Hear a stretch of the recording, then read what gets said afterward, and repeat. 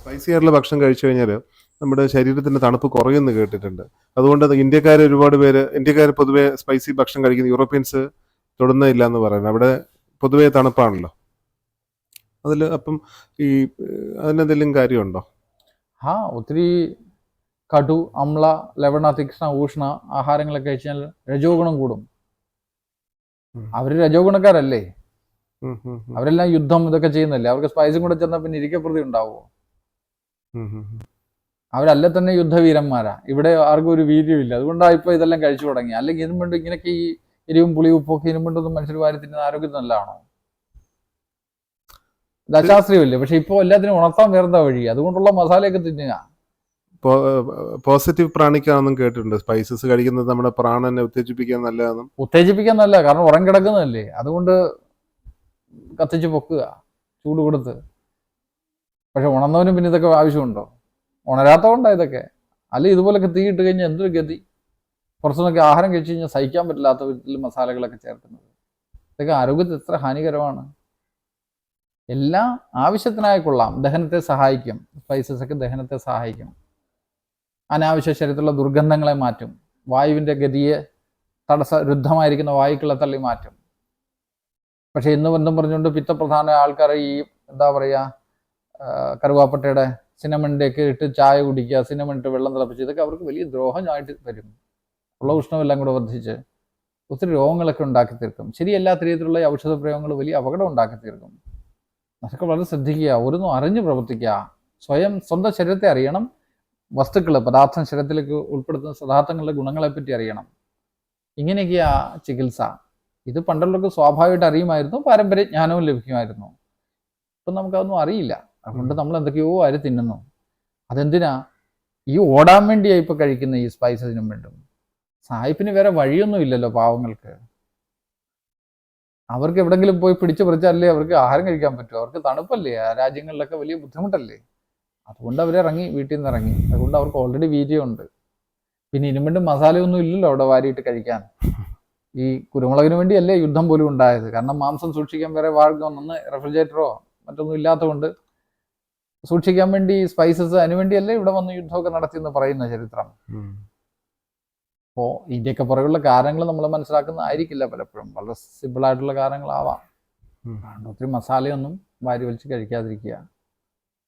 ഇനിയിപ്പോൾ ജലദോഷം വരുന്ന അവസ്ഥകളിലൊക്കെ വരുമ്പോൾ ഇച്ചിരി മസാല വേണം, സ്പൈസസ് വേണം. ഇപ്പം ആയുർവേദത്തിലെ ഔഷധങ്ങളൊക്കെ എങ്ങനെയാണ്? ത്രികടു ചേർന്നത്, ചുക്ക്, കുരുമുളക്, തിപ്പിലിയൊക്കെ ചേർന്ന കടുക്കൾ എന്ന് വെച്ചാൽ ഉഷ്ണം വർദ്ധിപ്പിക്കുന്ന തരത്തിലുള്ള വസ്തുക്കളൊക്കെ ഉപയോഗിക്കുക. അതുപോലെ ദഹനത്തിനു വേണ്ടി ലേഹ്യാദികളിലൊക്കെ സ്പൈസസും കാര്യങ്ങളൊക്കെ കൂടുതൽ ചേർക്കും പലരും. എന്താ? എളുപ്പം ദഹിച്ച് കിട്ടാൻ. കാരണം ഹെവി അല്ലേ, കോൺസെൻട്രേറ്റഡ് ഫോം ഓഫ് ഫുഡ് ആണല്ലോ അത്. ദഹനത്തിന് വേണ്ടി ചെയ്യാം. എന്തിനാ? മത്സ്യമാംസാദി കഴിക്കുമ്പോൾ മദ്യം കഴിക്കാനും പറഞ്ഞിട്ടുണ്ട് ആയുർവേദത്തിൽ. കഴിക്കാൻ എന്നാലേ ശരിയായി ദഹിക്കുള്ളൂ എന്ന്. അപ്പം മദ്യവും അവിടെ വർക്ക് ചെയ്യുന്ന ഒരു സ്പൈസ് പോലെയാണ്. ലോകത്തൊന്നും നല്ലതോ ചീത്തയല്ല. യുക്താനുസരേണം ഔഷധം അന്യഥാവിഷം. ശരിയായി ഉപയോഗിച്ചാൽ എല്ലാ ഔഷധം തന്നെ, അല്ലെങ്കിൽ എല്ലാ അമൃത് പോലും വിഷമായി മാറും. ഇവിടുത്തെ ലോജിക്കിനെ പറ്റിയാണ് ലോജിക്ക് എന്ന് പറയുന്നത്. അല്ലാതെ ഈ വേണ്ടാത്ത ലോജിക്കൊന്നും നമ്മളിന്ന് ധരിക്കുന്ന കാര്യമല്ല. ജീവിതത്തെ പറ്റി അറിയലാണ് ആ ലോജിക്കൊണ്ടുള്ള ഗുണം. ആ ജ്ഞാനം നേടണം, സ്വാഭാവിക ജ്ഞാനം.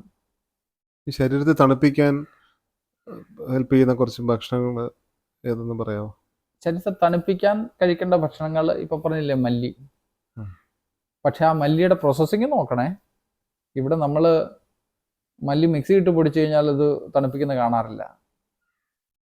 മല്ലി ഇടിച്ചു പൊടിക്കുകയോ അല്ലെങ്കിൽ മല്ലി അത് ഉണ്ടയായിട്ട് തന്നെ മല്ലിയുടെ ഗോൾ ധനിയ അങ്ങനെ ഉപയോഗിക്കുകയോ ചെയ്താൽ ഗുണം കാണാറില്ല.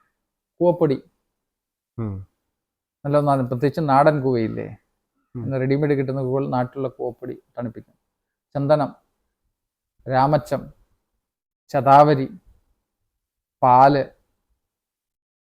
കരിക്കിൻ വെള്ളം, എന്തെല്ലാം വസ്തുക്കൾ തണുപ്പിക്കാനുണ്ട്. ഇനി സ്വന്തം ശരീരത്തെ തണുപ്പിക്കാൻ സ്വയമായൊരു മാർഗമുണ്ട്. ഇടത്തെ മുക്കിയിട്ടുള്ള ശ്വാസം അത് ശരീരത്തെ തണുപ്പിക്കും. വലത്ത് മുക്കിയിട്ടുള്ള ശ്വാസം അത് ശരീരത്തെ ഉഷ്ണിപ്പിക്കും. ഇങ്ങനെ പ്രകൃതിയിലും ശരീരത്തിലൊക്കെ ഒത്തിരി രഹസ്യങ്ങൾ ഒളിച്ചു വെച്ചിട്ടുണ്ട്. ഇതെല്ലാം അറിയാൻ വേണ്ടി ശ്രമിക്കല വിജ്ഞാനം. നല്ല രസമല്ലേ ഇതൊക്കെ അറിയാൻ. സ്വന്തം ശരീരത്തെയും മനസ്സിനെയും പറ്റിയുള്ള അറിവാണ് വിജ്ഞാനം. ഇതൊക്കെയാണ് ശാസ്ത്രങ്ങൾ പഠിപ്പിക്കുന്നത്, അല്ലാതെ റോക്കറ്റ് സയൻസ് ഒന്നുമല്ല.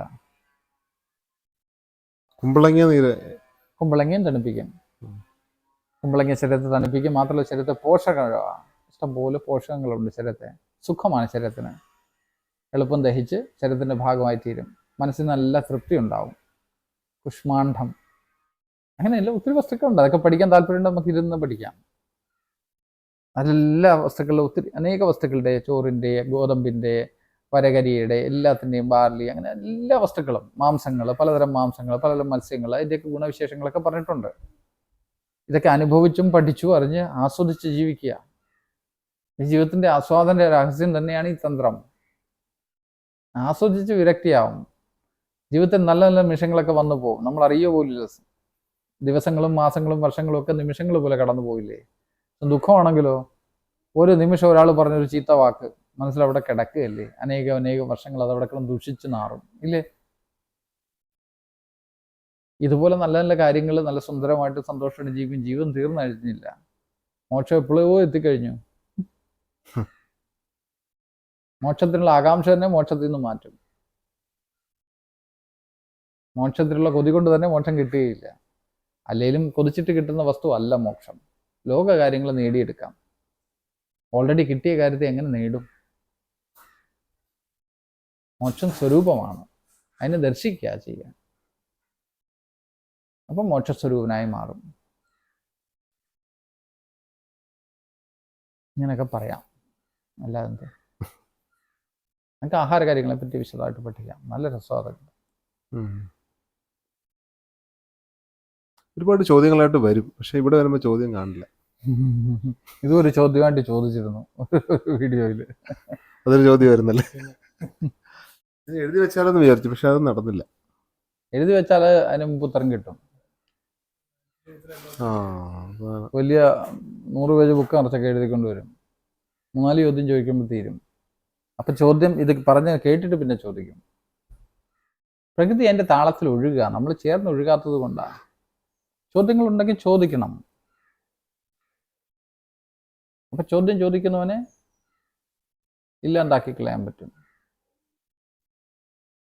എല്ലാം കൺഫ്യൂഷൻ എന്നാണല്ലോ ചോദ്യം ഉണ്ടാവുന്നത്. അല്ലെ എന്ത് ചോദിക്കാൻ, എന്ത് പറയാൻ? സന്തോഷമാകുന്ന അവസ്ഥ ചോദ്യങ്ങളൊക്കെ അപ്രത്യക്ഷമാകാൻ തുടങ്ങും. പതിയെ ശാന്തി, മൗനത്തെ പാലിക്കുമ്പോൾ ചോദ്യങ്ങളെ അപ്രത്യക്ഷമാകും. വേറെന്ത് സമാധിയാണ് നമുക്ക് വേണ്ടത്? ആദ്യം ബുദ്ധിക്ക് സ്ഥിരത വരുന്ന ആ സമാധിയെ നമുക്ക് പ്രാപിക്കാം. സിമ്പിളായി ജീവിക്കാൻ എന്ത് പ്രയാസമില്ലേ. നേരെ പറഞ്ഞാൽ അങ്ങോട്ട് ദഹിക്കില്ല. ഇത്രേ ഉള്ളൂ. എന്നാ വേണ്ടായിരുന്നു, വേറെ വല്ലതും നോക്കാം. മനസ്സ് എപ്പോഴും കോംപ്ലിക്കേറ്റഡുള്ള കാര്യങ്ങളാണ് അന്വേഷിച്ചുകൊണ്ടിരിക്കുക. സരള കാര്യങ്ങൾ രസമില്ല. നമുക്ക് ചുറ്റുമുള്ളത്, നമ്മുടെ അടുത്തുള്ളത്, ഇതിനൊന്നും നമുക്ക് ഇഷ്ടമല്ല. എന്താ പറയുന്നത്, മുറ്റത്തെ മുല്ലയ്ക്ക് മണമില്ല എന്ന് പറയില്ലേ. എന്തന്വേഷിക്കുന്നത്? എല്ലാവരും പറഞ്ഞിട്ടുണ്ട്, അറിഞ്ഞവരെല്ലാം പറഞ്ഞിട്ടുണ്ട്, സ്വർഗരാജ്യം നിങ്ങളിൽ തന്നെയെന്ന്. സത്യം നിന്റെ സ്വരൂപമാണെന്ന് എല്ലാവരും പറഞ്ഞിട്ടുണ്ട് ഇല്ലേ.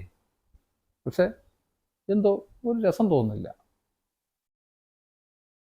എൻ്റെ ഉള്ളിലാണ് കീറി നോക്കിയാലോ.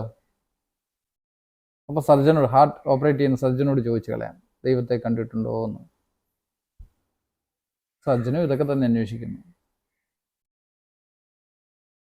എന്തിനിങ്ങനെ ഒരു പ്ലേ? നമ്മള് ഈശ്വരൻ മാത്രമേ ഉള്ളൂ എന്ന് പറയുമ്പോഴും എല്ലാം അടർന്ന് പിന്നെ ഈശ്വരനിലേക്ക് ഇറങ്ങി തിരിച്ച് ചെല്ലാനുള്ള തത്രപ്പാടില് നരകവും സുഖവും ഒക്കെ അനുഭവിച്ച് അങ്ങനെ ഒരു എന്തുകൊണ്ടാണ് ഇങ്ങനെ ഒരു ലാർജർ പ്ലേ അറ്റ് വർക്ക് ഉണ്ടാവുന്നത്? കുട്ടിക്കാലം ഓർമ്മയുണ്ടോ?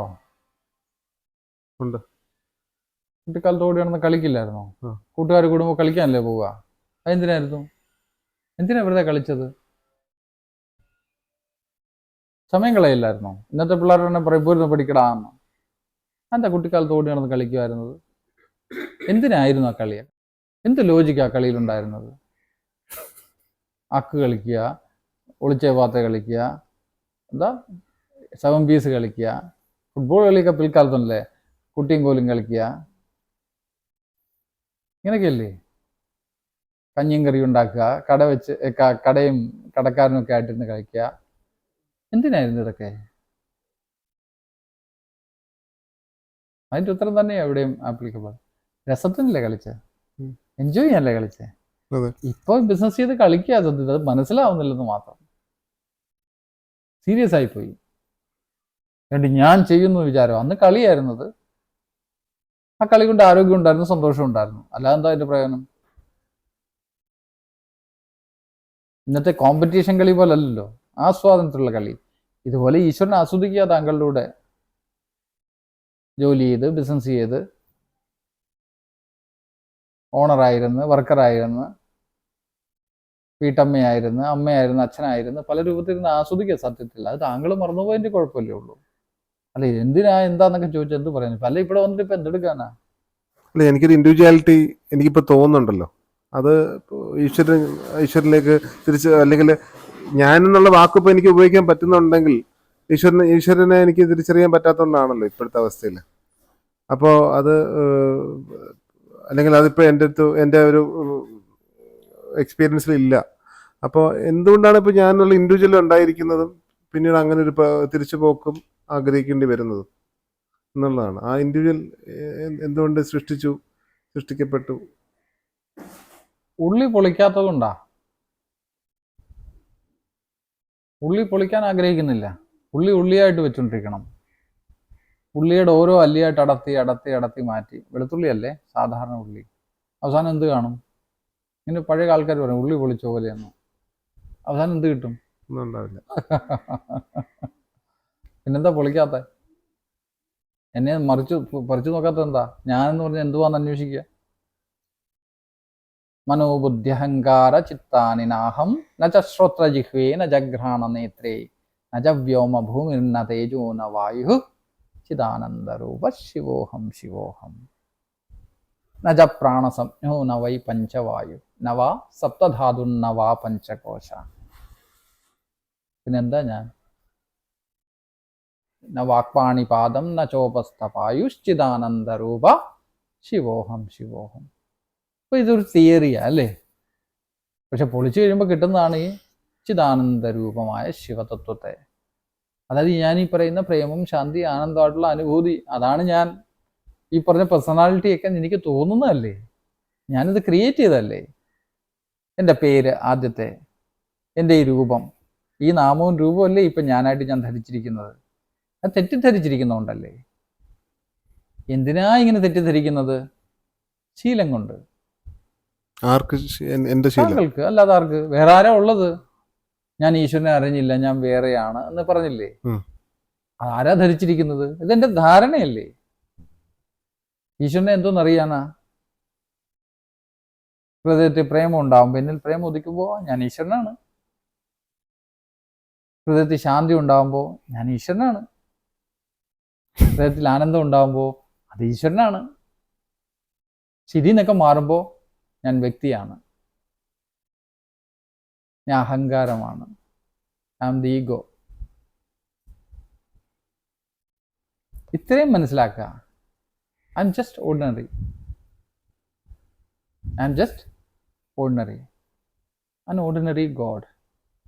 ഇത്രയും നാമങ്ങളും രൂപങ്ങളും എങ്ങനെ ഉണ്ടായി എന്നുള്ളതാണ് ആ സംശയം കിടക്കുന്നത്. ഇത്രയും പേരും കാര്യങ്ങളും രൂപവും എല്ലാം ഒന്നാന്ന് പറയുമ്പോഴും നമ്മൾ എന്തുകൊണ്ട് അങ്ങനെ ഒരു സൊസൈറ്റിയിൽ ജീവിക്കേണ്ടി വരുന്നു? ഇത് പിന്നെ ആ കൊച്ചുനാളിലേക്ക് പോകണം. ഞാൻ എന്തിനാ ഒറ്റയ്ക്ക് കളിക്കാഞ്ഞത്? ഞാൻ എന്തിനാ കൂട്ടുകൂടി കളിച്ചത്? ഒറ്റയ്ക്ക് കളിക്കാൻ രസം കൂട്ടുകൂടി കളിക്കാനാണോ? കൂട്ടുകൂടി കളിക്കാൻ. അതിനു വേണ്ടിയല്ലേ ഈ നാമം രൂപമൊക്കെ ഉണ്ടാക്കിയത്. ഇതിനെന്താ കുഴപ്പം? ഈ ദുഃഖമുള്ളതുകൊണ്ടല്ലേ ഈ ചോദ്യം ചോദിക്കുന്നത്. ഈ സന്തോഷമാണ് ഈ ചോദ്യം ചോദിക്കുക. എല്ലാവരും അടിച്ചു പൊളി ജീവിക്കില്ലേ അല്ലേ? എന്നാലോചിച്ച് എനിക്ക് സരളമാണ് ഉത്തരം. പക്ഷെ അതങ്ങോട്ട് അക്സെപ്റ്റ് ചെയ്യാൻ അങ്ങോട്ട് പറ്റണില്ല. ഇതെന്തോ ഭാരം ഞാൻ എടുത്തു വെച്ച്, ഭയങ്കര വെയിറ്റ്, ജീവിതം എന്ത് കഷ്ടപ്പാട്. ഇതുകൊണ്ടല്ലേ നമുക്ക് ഈ ചോദ്യം ചോദിക്കുന്നത്. അല്ലെങ്കിൽ കൂട്ടുകാരും വീട്ടുകാരും നാട്ടുകാരും ഒക്കെ അടിച്ചു പൊളി ജീവിച്ചങ്ങ് പോവില്ലേ. ഇനി ആരും ഇല്ലെങ്കിൽ എന്താ? അപ്പോഴും അടിപൊളി തന്നെ. ഒറ്റയ്ക്കും സുഖം, എല്ലായിടത്തും സുഖം. അതിന് ആദ്യം ഹൃദയത്തിൽ ആ സുഖം കണ്ടെത്തണം. സ്വരൂപം തന്നെ സുഖമാണെന്നുള്ളത് കണ്ടെത്തണം. അത് അനുഭവിച്ചറിയുമ്പോൾ ഈ കളിയുടെയൊക്കെ രഹസ്യം പിടികിട്ടും. ഞാൻ എങ്ങനെ ഇതുണ്ടാക്കി, എങ്ങനെ അനേക നാമങ്ങളായി, അനേക രൂപങ്ങളായി ഞാൻ എങ്ങനെ പരിവർത്തനം ചെയ്യപ്പെട്ടു എന്നൊക്കെ മനസ്സിലാവും. അതുവരെ എന്തൊക്കെ പറഞ്ഞാലും അതൊക്കെ വെറും തിയറി ആയി പോകും. ഇപ്പം ഞാൻ പറഞ്ഞ കാര്യം മനസ്സിലായില്ലേ? സന്തോഷമാകുമ്പോൾ ഇതൊന്നും ഒരു പ്രശ്നമല്ല. അപ്പോൾ ഒറ്റയ്ക്കിരിക്കലായിരിക്കും ഒരുപക്ഷെ പ്രശ്നം, അല്ലേ? എല്ലാവരും ഉണ്ടെങ്കിൽ രസമല്ലേ? എല്ലാവരുമായിട്ട് ഇതൊക്കെ വന്നിച്ച് എല്ലാവരുമായിട്ട് ആനന്ദിച്ച് നമ്മുടെ സമഭാവനയുള്ള അല്ലെങ്കിൽ സമചിന്താഗതിയുള്ള ആൾക്കാരുമായിട്ട് ജീവിച്ചു എന്ത് രസമല്ലേ? അതിൻ്റെ പേര് ഭക്തി. എല്ലാവരുമായിട്ട് ചേർന്ന് പോകും, എല്ലാത്തിലും ഈശ്വരനെ കാണൽ തന്നെയായി ഭക്തി. ഞാൻ ആദ്യം സ്വഹൃദയത്തിലെ ഈശ്വരനെ കാണണ്ടേ, സ്വന്തം തലയ്ക്കകത്ത് ഞാനായിരിക്കുന്ന ഈഗോയെ കാണണ്ടേ. അപ്പൊ ഈഗോയും ഒരു പ്രശ്നമല്ലാണ്ടാവും, ഈ അഹങ്കാരമൊക്കെ നല്ല രസമുള്ള കാര്യമായി മാറും. ഇതൊന്നും ദുഃഖകാരണമാവില്ല. ഈ തന്ത്രം പഠിച്ചാൽ യോഗം സ്വഭാവമാണെന്ന് മനസ്സിലാവും, സ്വരൂപമാണെന്ന് മനസ്സിലാവും.